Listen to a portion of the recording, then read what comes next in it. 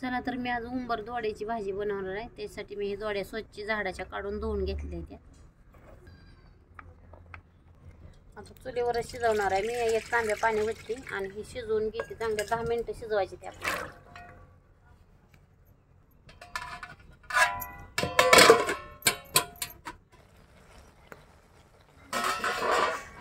मस्त शिजलेले आहेत, आता आपण उतरून घेऊया।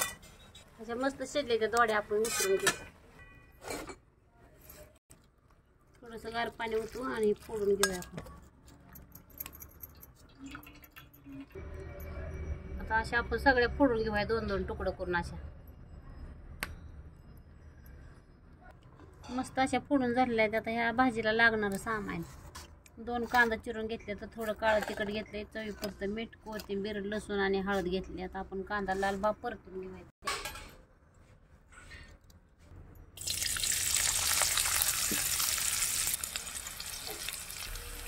कांदा मस्त लाल झाला तर कोथिंबीर टाकून घेऊया।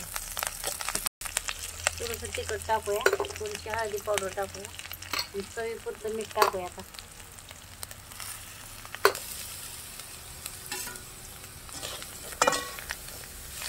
मस्त असं हलवून घेऊया आणि 1 मिनिटभर झाकून ठेवूया वापरायला। मस्त भाजी झाली, आता आपण काढून घेऊया।